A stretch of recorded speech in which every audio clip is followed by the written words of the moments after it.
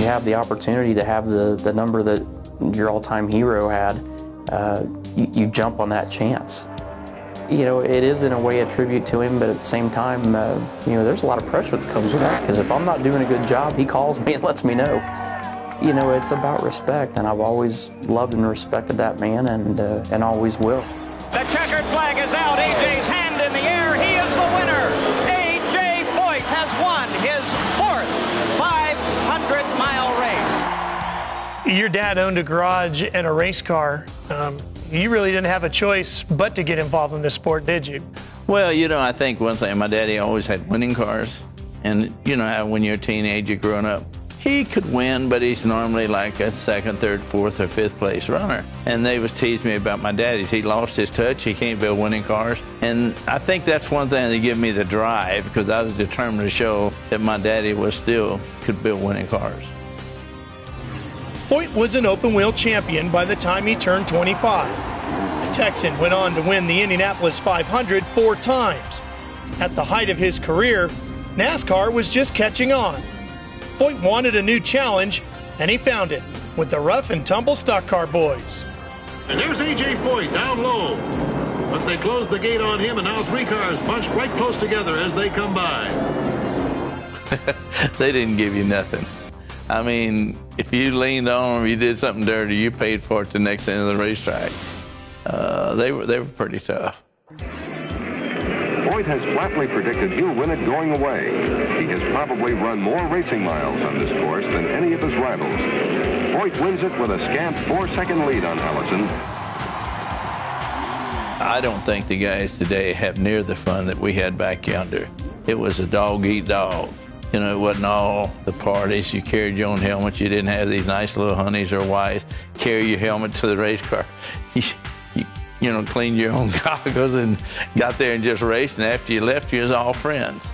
And if something happened during the race and you didn't like it with each other, then you kind of duked it out a little bit after the race. But them days are all gone. But I wouldn't take nothing for the years I was in there. The wildest and scariest race at Riverside for you would have been in 1965. It was also one of the worst crashes of your career. What happened that day?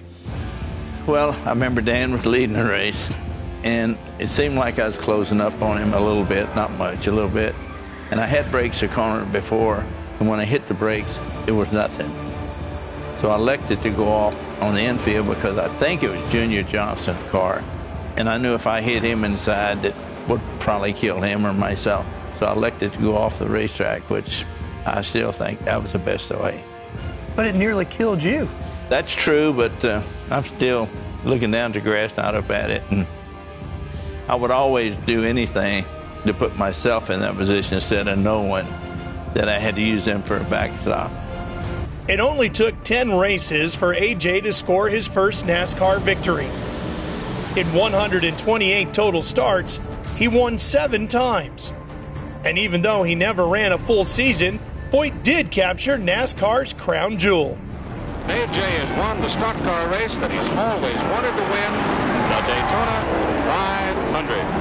500. How long did it take you, do you think, to earn their respect? I mean, obviously you brought great credentials into the garage area with you when you showed up. You know, I think they respect me right off because I went over there to try to be one of them. Foyt, in the white number 21 Mercury, runs hub-to-hub with the STP car in a rousing display of flat-out racing. Petty pours it on and passes Foyt with a burst of speed and skill to take the lead in this rich race. This may be the start of a head-to-head battle by two of the greatest drivers in history. Petty's, they were all great to me, so when I was in trouble, I could go ask them, and they'd do anything in the world for me. Foyt's driving career in NASCAR spanned 30 years. In 1992, when stock cars finally broke ground at the hallowed Brickyard, AJ was there, testing Dale Earnhardt's car. There is no doubt that AJ belongs on the Mount Rushmore of motorsports. He is arguably the most revered name in all of racing. You know, I wasn't one of these big shot heroes that come in here, and I'm AJ Foyt. I just felt like I was just one of the boys, and I think they accepted me that way. Actually, I think they all saw you as a big-time hero. Well, I didn't look at it that way. You know, a lot of people said what you've done in history. I'm just glad to be named amongst some of the great race drivers. I'm not going to say I was ever any better than anybody else, regardless of what people say.